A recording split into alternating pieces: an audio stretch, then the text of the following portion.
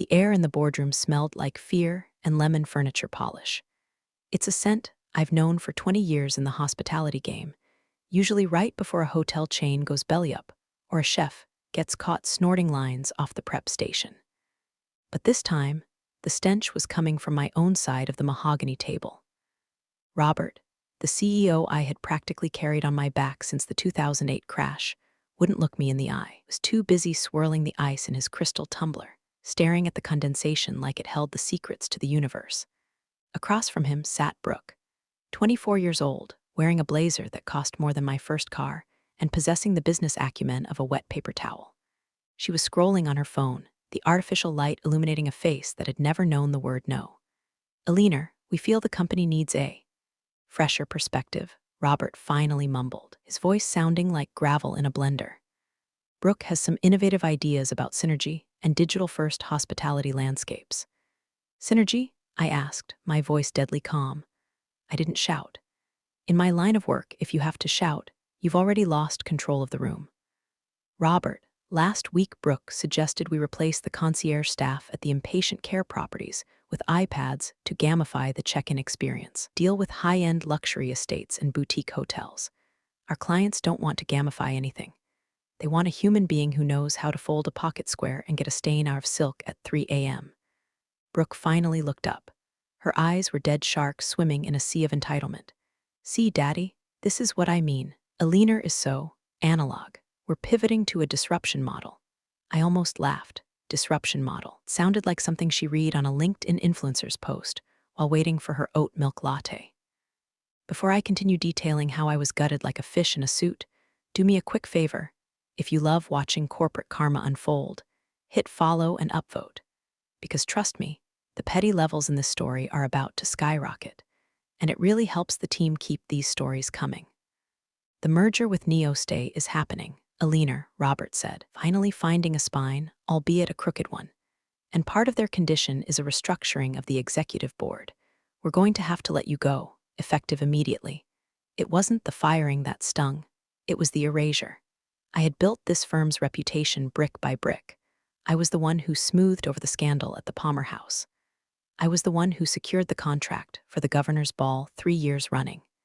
And now, it was being traded in for generic disruption strategy led by a girl whose hardest day of work involved choosing a filter for her brunch photo. "I see," I said, standing up. I smoothed the skirt of my charcoal suit. "No wrinkles. Never let them see the wrinkles. And my equity, buyout," Brooke chirped, sounding bored. "Pennies on the dollar, technically, since the merger dilutes the previous stock options." Legal drew it up. "It's all in the packet." She slid a thick manila envelope across the table.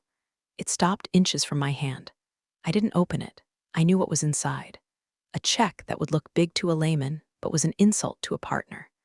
A non-disclosure agreement thick enough to choke a horse. And a non-compete clause that practically banned me from entering a hotel lobby in the state of Illinois for 2 years. "You're making a mistake, Robert," I said, ignoring Brooke entirely. "Not because you're firing me, because you're letting a child fly the plane." "Watch it, Eleanor," Brooke snapped, her voice losing that fake corporate sheen and revealing the spoiled brat underneath. "You're obsolete. Take the severance and go knit something." I walked out of that office with nothing but my purse and my dignity. The walk to the elevator felt like a funeral march, but my mind was already racing. They thought hospitality was just about table settings and profit margins. Forgot the other side of the coin. Hospitality is about control. It's about anticipating needs before the guest even knows they have them. It's about knowing where the bodies are buried because you're the one who arranged the turn-down service. I didn't go home and cry.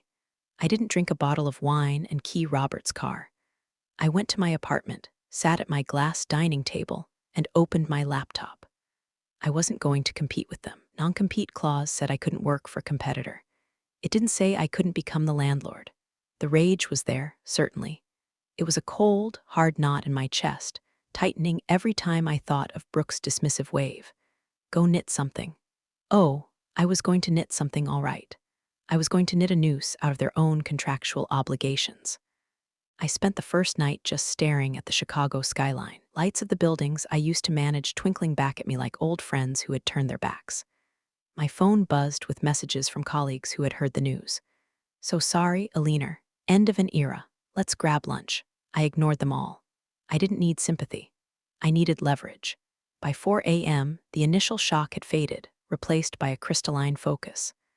I pulled up the public records for the venues Robert's company, my old company, frequented. I knew their calendar better than they did. I knew the annual Gala for Innovation was coming up in 3 months.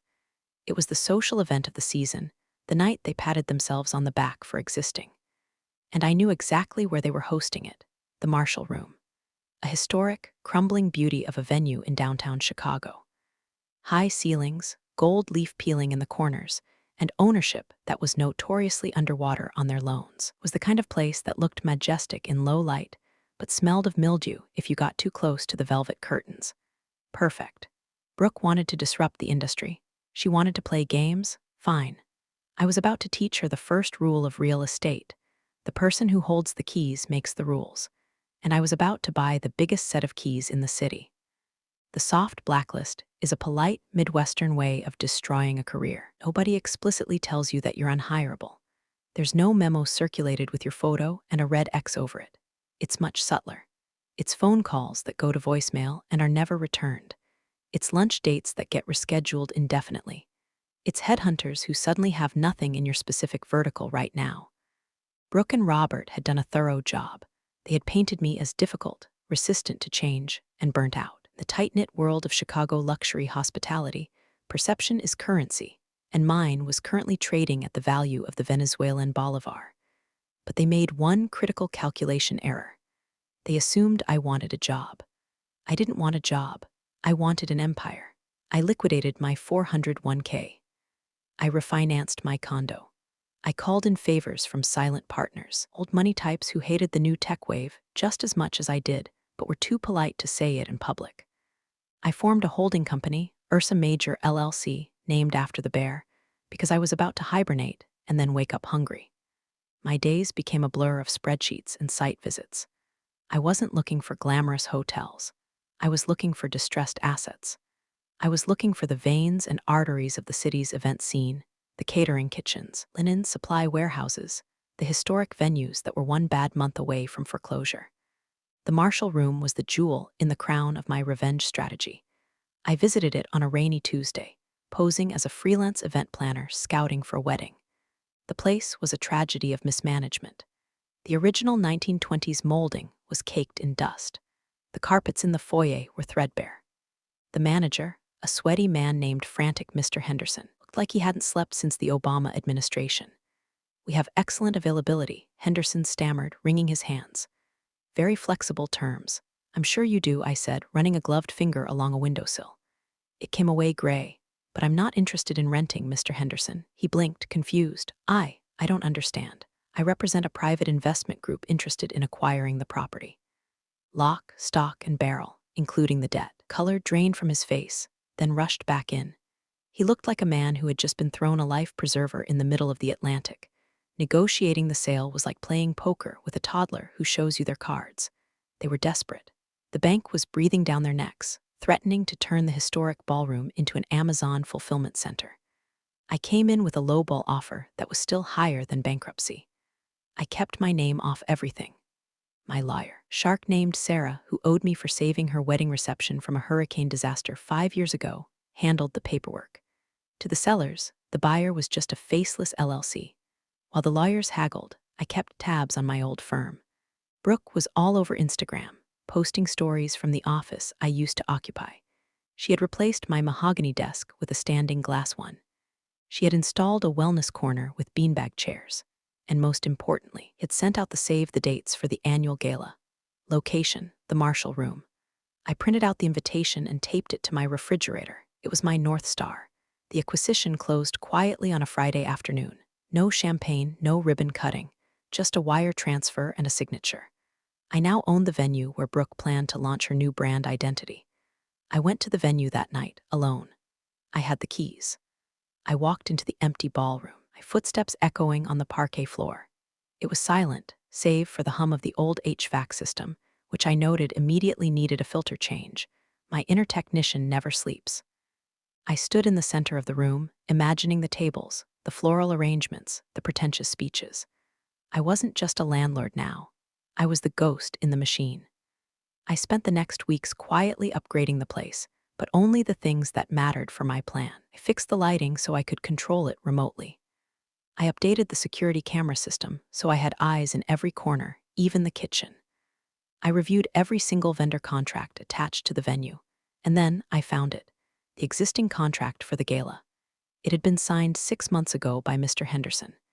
It was a standard, boilerplate agreement, but buried in the fine print, under the section regarding Code of Conduct, was Clause 14b. Clause 14b.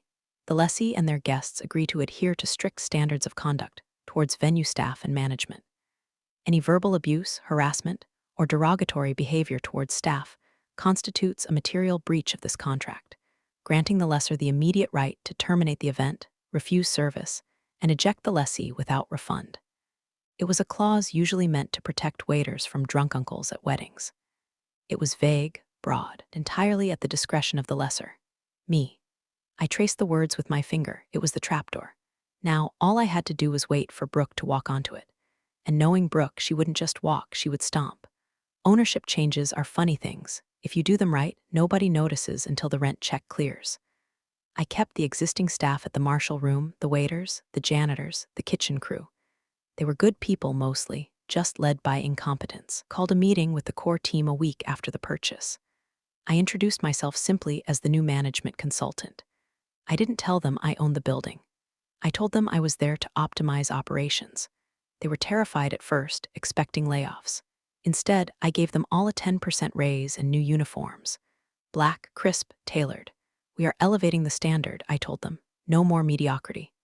You are the best in the city, and you will dress like it. The loyalty in their eyes was instant.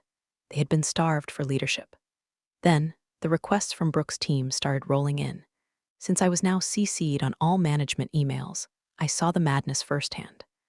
Brooke didn't communicate through professional channels. She communicated through frantic emails sent at 2 a.m. with subject lines like urgent, vibe shift needed. She wanted to hang aerial acrobats from a ceiling that I knew, for a fact, couldn't support more than a chandelier. She wanted to replace the historic oak bar with a molecular gastronomy hydration station. She wanted the waitstaff to wear body paint instead of shirts. I, acting through my alias E. Vance, director of operations, systematically denied the dangerous requests while approving the expensive ones. Regrettably, the ceiling load-bearing capacity cannot support the acrobats. However, can approve the importation of the endangered orchids you requested, provided the insurance waiver is signed. I was letting her hang herself with her own budget. 3 days before the gala, Brooke came for a site visit. I was there, of course. I was in the back office, watching the security feed. I saw her strut in, followed by a gaggle of terrified assistants and Robert, who looked like he had aged 10 years in 3 months. "It smells old in here," Brooke announced, clicking her nose as she stood in the foyer I had just spent $10,000 restoring. "Can we pump in some scent? Like sandalwood and money?" "I'll ask the venue coordinator," an assistant squeaked. "And this lighting," Brooke gestured vaguely at the crystal chandeliers. "It's so, Grandma. Can we put gels on them? Make it neon pink. I want a cyberpunk Gatsby aesthetic." I watched on the monitor, sipping my lukewarm tea. Cyberpunk Gatsby. Phrase alone was enough to make F. Scott Fitzgerald spin in his grave fast enough to power the city grid. "Brooke, honey, maybe we stick to the classic theme?" Robert suggested weakly. The board is expecting the future, Dad," she snapped. She turned to a waiter who was polishing glasses nearby, Miguel, a sweet man who had worked there for 15 years. "Hey, you, less rubbing, more moving. Get these chairs out of here. I want beanbags." Miguel looked confused. "Ma'am, the event is a seated dinner. Did I ask for your opinion?" Brooke scoffed, rolling her eyes so hard I thought they'd detach. "God, help is so hard to find these days. Just do what I say." I leaned closer to the screen. There it was, the disrespect, the casual cruelty. She treated Miguel like furniture. I picked up the phone and dialed Sarah, my lawyer. "The Clause 14b addendum fully enforceable in Illinois regarding immediate eviction?" I asked. "Ironclad," Sarah replied. "As long as you have proof of the breach. Witnesses or recording." "I have both," I said, watching Brooke berate Miguel about the thread count of the napkins. "Eleanor," Sarah warned, "if you do this, you burn the bridge. You nuke the bridge. You salt the earth where the bridge used to be." "Sarah," I smiled, though no one could see it. "I'm not just burning them. I'm charging them admission to watch the fire." The day of the gala arrived. The tension in the air was palpable. My staff now, were on edge. They had dealt with bridezillas before, but Brooke was a special breed of monster. She had already made 2 waitresses cry during setup. I arrived at 4 p.m. I wasn't wearing my usual power suit. I went to the employee locker room. I took off my diamond studs. I pulled my hair back into a severe, invisible bun. I scrubbed my face of makeup. And I put on the uniform. Black trousers, black button-down, black apron. I looked in the mirror. Eleanor, the executive, was gone. In her place was just another invisible worker bee, another faceless servant for the elite to ignore. My heart was hammering, not with fear, but with adrenaline. This was it, the undercover boss from hell. I walked out into the kitchen, grabbed a tray of water glasses, and merged into the flow of the night. It was showtime. There's a specific kind of invisibility you achieve when you put on a service uniform. You become part of the architecture. People don't look at you. They look through you to see if their drink is coming. I moved through the crowded ballroom, a tray of crystal flutes balanced on my left hand, weaving between the heavy oak tables and the cyberpunk Gatsby neon monstrosities Brooke had insisted on. The room was filled with faces I had known for decades. There was the CFO, Arcus, laughing too loudly at a joke that wasn't funny. There was Linda from HR, who had processed my severance paperwork without making eye contact, now desperately trying to flag down a canapé tray. They looked right at me, my face, my eyes, and saw nothing. Just a vessel for champagne. It was exhilarating and terrifying. I poured wine. I cleared bread plates. I kept my head down, my posture deferential. "Excuse me, sir." "Right away, ma'am." Voice was a soft drone, stripped of the authority I usually commanded. I made my way toward the head table. This was the danger zone, table 1. Robert sat at the center, looking like a man attending his own execution. Next to him was Brooke, radiating manic energy in a dress that looked like it was made of tinfoil and bad decisions. She was live streaming, holding her phone up high, narrating to her followers. "Hey guys, we are live at the Gala. It is giving luxury. It is giving disruption." She panned the camera around the room. I ducked slightly, placing a fresh bottle of sparkling water on the table. "Ugh," finally, Brooke muttered, not looking at me. "I've been parched for like 5 minutes. Service here is tragic, Dad. We need to buy this place and gut it." Robert sighed. "Brooke, please, we're guests." "We're not guests, we're the money," she corrected him, loud enough for the surrounding tables to hear. "Without us, this place is just a dusty attic." I filled her glass. My hand was steady as a surgeon's. I wanted to pour it in her lap. I wanted to grab the microphone and recite her incompetence to the board. But I waited. The trap needed to be sprung perfectly. I retreated to the shadows near the kitchen doors, observing. The dinner service began. The salad course, arugula with a deconstructed vinaigrette that Brooke had demanded, which basically meant dry leaves and a dropper of oil. The guests looked confused. I saw Marcus, the CFO, lean over to Brooke. "So, when do we announce the Q3 numbers?" "They're concerning, boring." Brooke sang out. "Tonight is about vision, Marcus. Don't bore me with math. We're pivoting to vibes." I saw Marcus wince. I knew that look. That was the look of a man realizing his stock options were about to become toilet paper. The main course arrived. Filet mignon, medium rare. The kitchen was running like a Swiss watch, my watch. I had personally briefed the head chef to ensure perfection. If things went wrong, they would blame the venue. I needed the venue to be flawless so that the only rot in the room was Brooke. I was assigned to clear table 1. As I approached to take the plates, Brooke was in the middle of a story about her recent spiritual journey to Chalum. She was gesturing wildly with a fork. "So the shaman was like, 'You have the soul of a warrior queen,'" she said, flinging a piece of steak fat onto the pristine white tablecloth. It landed with a greasy splat right next to her wine glass. She stopped. She looked at the stain. Then she looked up, not at me, but at me. "You," she snapped, pointing a manicured nail at my chest. I froze. Had she recognized me? Was the game up? "Me, ma'am?" I asked, keeping my voice low. "Yes, you. Look at this mess." She pointed to the piece of steak she had just thrown. "This table is disgusting. How can you serve food in a pigsty?" "I apologize, ma'am. I'll clear it immediately." I reached for her plate. "Don't just clear the plate, clean the mess," she shrieked.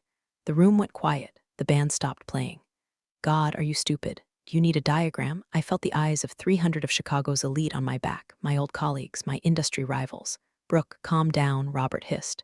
"No, Dad, this is what I'm talking about. Standards." She grabbed her wine glass, a heavy, red Cabernet, and deliberately tipped it over.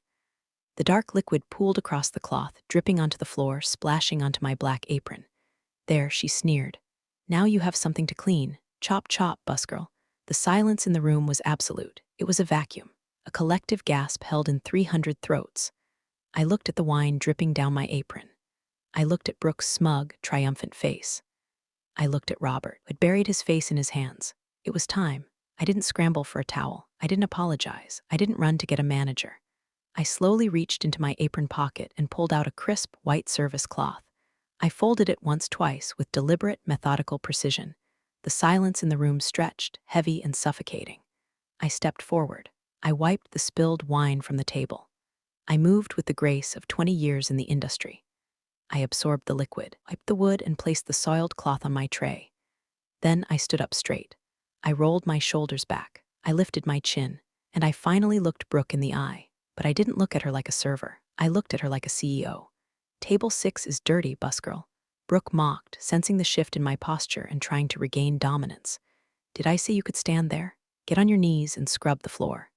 No, I said. The word hung in the air like a gunshot. Excuse me? Brooke laughed, a high-pitched, nervous sound.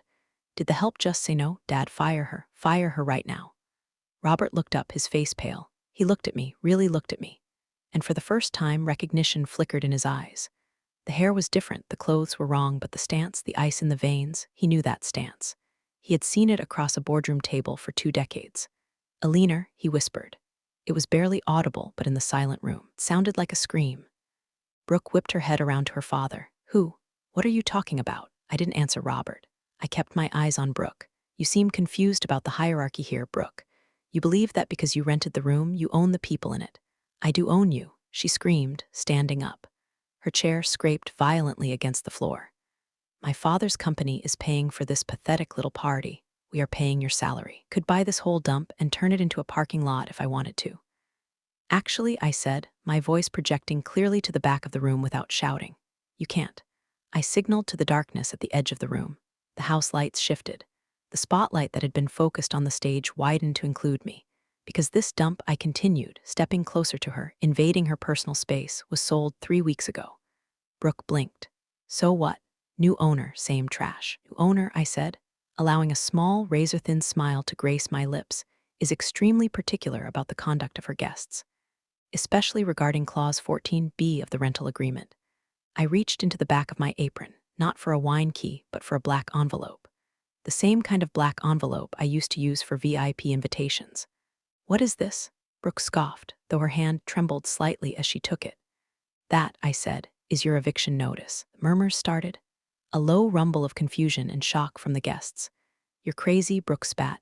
You're just a waitress having a breakdown. Security, get this psycho out of here. She looked around for the security guards. 2 large men in black suits stepped out from the shadows near the kitchen. They walked purposefully toward table 1. Brooke smirked. Finally, drag her out. The guards walked past me. They stopped on either side of Brooke. I'm sorry, Miss Vance, lead guard said to me, ignoring Brooke entirely. Is this the individual causing the disturbance? Brooke's jaw dropped. Miss Vance? Who is Miss Vance? I'm the CEO's daughter. I turned to the guard. Yes, James. This is the individual, and her guest, I gestured to Robert. They are in violation of their contract, abuse of staff, disorderly conduct, destruction of property. I turned back to Brooke.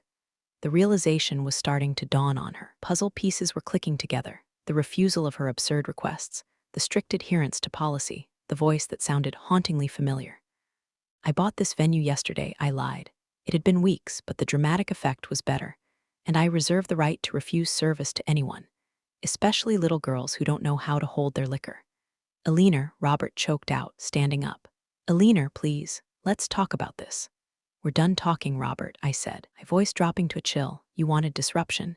You wanted to shake up the industry. Congratulations. Consider this your disruption. Brooke opened the black envelope. Her fingers fumbled with the wax seal, my personal seal, a bare Ursa Major. She pulled out the single sheet of heavy, cream-colored cardstock. This is an invoice, she stammered, for the full rental fee, plus damages, plus a breach of contract penalty. She looked up, her eyes wide and wet. This is for $50,000. Read the bottom line, Brooke, I said. She looked down. Her lips moved as she read. Immediate termination of event privileges. Guests must vacate premises within 15 minutes.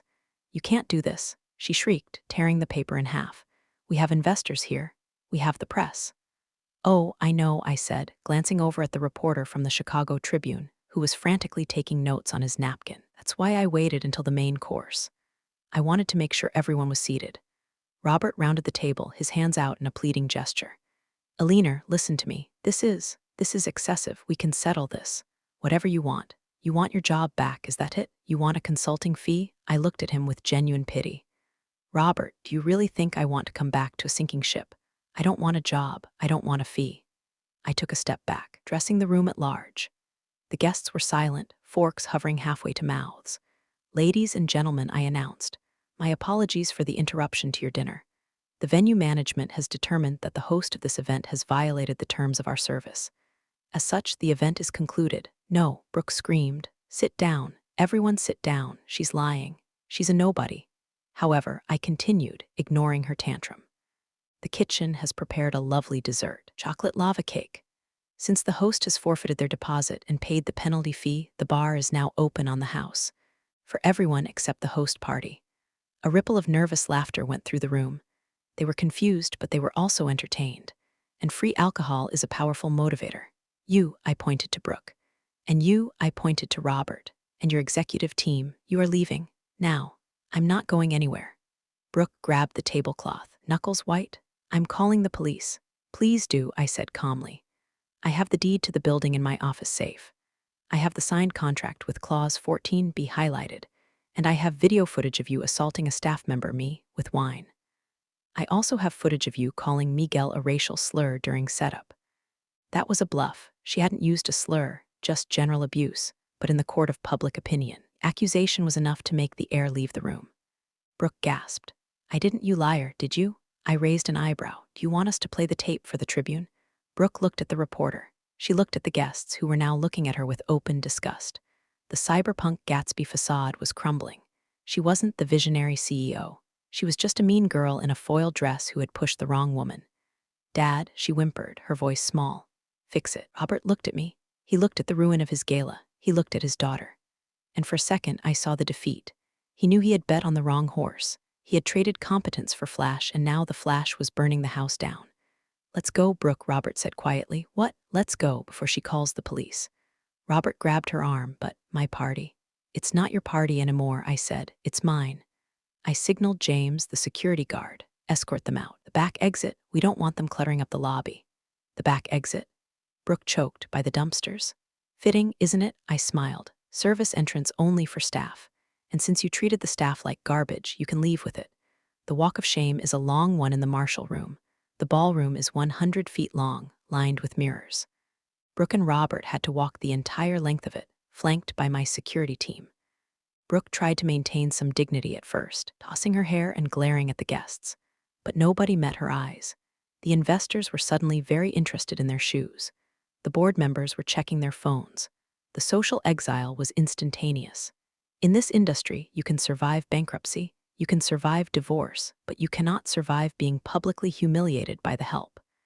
As they passed table 4, I saw Marcus, the CFO, watching them go. He caught my eye, raised his glass of free scotch in a subtle toast. Marcus was a survivor. He knew which way the wind was blowing, and right now, it was blowing a hurricane-force gale in my direction. When the double doors at the back of the room swung shut behind them, a collective exhale swept through the room. The tension broke. I stood there in the center of the floor, wine still dripping from my apron. Miguel, I called out. Miguel hurried over, looking at me with wide, awestruck eyes. Yes, Miss Vance, get a mop for this spill, I said, and then bring out the dessert. And tell the band to play something that isn't techno-jazz. Maybe some Sinatra. Yes, ma'am, he practically saluted. I turned to the room. Please enjoy the rest of your evening. The disruption has been handled. I walked out of the ballroom and into the kitchen. As soon as the door swung shut, the staff erupted. The chefs started banging their ladles on the counters. The dishwashers cheered. The waiters clapped. It was a standing ovation from the people who mattered. Did you see her face? One of the line cooks yelled. She looked like she swallowed a lemon. You're a legend, boss, Miguel shouted. I leaned against the stainless steel prep table and let out a long breath. My hands were shaking slightly, now that the adrenaline was fading. I untied the stained apron and tossed it into the laundry bin. All right, I said, suppressing a smile. Back to work. Have 300 soufflés to plate. Let's show them what actual service looks like. I went to the manager's office, my office, and sat down. I pulled up the security feed of the back alley. On the grainy black and white screen, I saw Robert and Brooke standing by the dumpsters. It was raining lightly. Brooke was shivering, her phone in her hand, furiously typing. Robert was leaning against the brick wall, head in his hands. I watched them for a minute, just a minute. It wasn't joy I felt, it was satisfaction. The kind you feel when a column of numbers finally balances out to zero. I picked up the phone and dialed the front desk. "Yes, Miss Vance, call a tow truck," I said. "There's a limousine blocking the loading dock. Have it removed." "But isn't that Mr. Roberts' car?" "Not anymore," I said. "It's an unauthorized vehicle on private property. Tow it." I hung up. The gala continued inside. I could hear the faint strains of Fly Me to the Moon drifting through the walls. The guests were happy. The staff was happy. The parasite had been excised, but I wasn't done. The eviction from the venue was just the opening move. Now came the blockade. A week later, the fallout was spectacular. The Tribune ran the headline, "Gala Gone Wrong, CEO's Daughter Evicted by Mystery Landlord." The stock price of Robert's company dipped 14% in 2 days. Vision was being questioned. I was back in my tailored suits, working out of the renovated office at the Marshall Room. I had officially registered Ursa Major LLC as a hospitality management group. My phone was ringing off the hook with vendors wanting to work with the woman who kicked out the influencers. Then came the email. It wasn't from Brooke. She had gone radio silent on social media, a miracle in itself. It was from a junior assistant at their firm, dressed to the events manager of the Grandview Terrace. The Grandview Terrace was the only other venue in Chicago with the capacity and prestige to host their upcoming emergency shareholder meeting. They needed to do damage control, and they needed a big, impressive room to do it in. The email was polite, desperate, requesting availability for immediate booking. Budget is flexible. I smiled. I swiveled my chair around to look at the map of Chicago on my wall. I had put pins in the properties I had acquired stakes in over the last 4 months. The Marshall Room was one. The Grandview Terrace was another. I didn't own the Grandview outright. It was too expensive. But I had bought a controlling interest in the operating company that managed their bookings. I was the silent partner who had final say on the calendar. "Sarah," I called out to my assistant, not the lawyer, a new hire, bright kid. "Reply to this inquiry." She looked at the screen. "One from your old company?" "Yes. Do you want me to tell them we're booked?"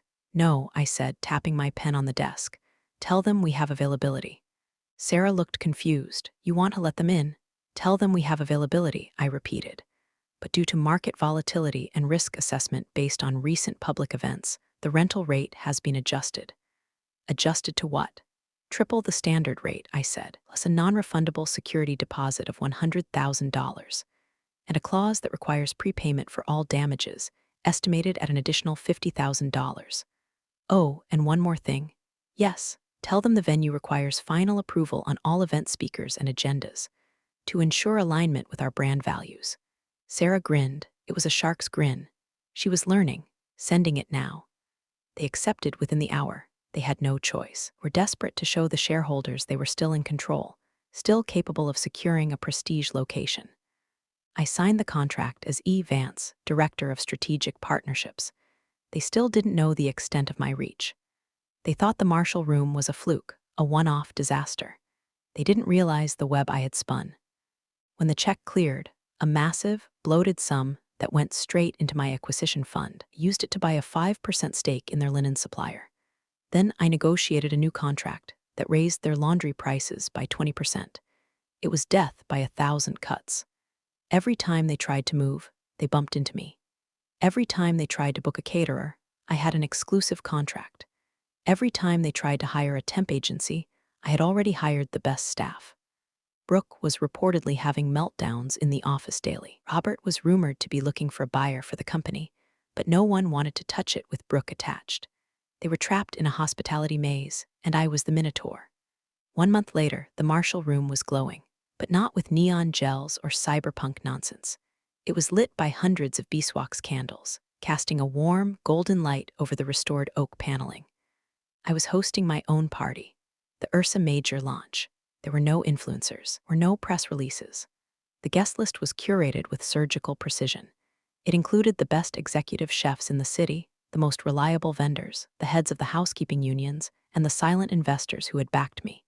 And of course, my staff.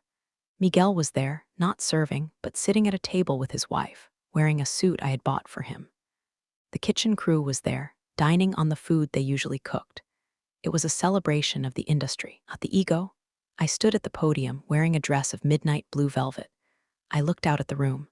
Hospitality, I said into the microphone, is not about servitude. It is about stewardship. It is about creating a space where people feel cared for. But respect is a two-way street. You cannot demand service while denying dignity. The applause was warm and genuine. It felt like coming home. As the band struck up a jazz standard, I walked through the room, shaking hands, thanking people. I felt a tap on my shoulder. It was Marcus, the CFO of my old company. He had resigned 3 days ago. Eleanor, he said, looking tired but relieved. This is incredible. Hello, Marcus, I said. Enjoying the unemployment line, he laughed. Better than the firing line. Robert is stepping down. The board is voting to oust Brooke next week. They're selling the company to Neo Stay for parts. I know, I said. I'm buying the catering division. Marcus shook his head in disbelief. You played the long game, El. You really did. I didn't play a game, Marcus, I said, sipping my martini. I just enforced the rules. I walked toward the window that looked out onto the street. The rain had turned to snow, large flakes drifting down against the glass. Outside, standing on the sidewalk, was a figure. It was Brooke. She was wearing a trench coat, looking in through the large bay window. She looked cold. She looked small. She was watching the warmth, the laughter, the golden light of the world she had been evicted from. Our eyes met through the glass. She didn't glare. She didn't scream. She just looked, hungry, like a child watching a family eat dinner from the street. She had all the money in the world, but she had no seat at the table. I didn't wave. I didn't smirk. I didn't hold up a loser sign. That would be beneath me. That would be something she would do. Simply reached out and pulled the velvet curtain shut. Block by block, I erased her view. The last thing I saw was her reflection in the glass, ghost-like, before the heavy fabric cut her off completely. I turned back to my party, to my people. Miguel, I called out softly. Champagne for table 6. And make sure the glasses are clean. Spotless, Miss Vance, he winked. Good, I said, taking a sip of my drink. We have standards to uphold.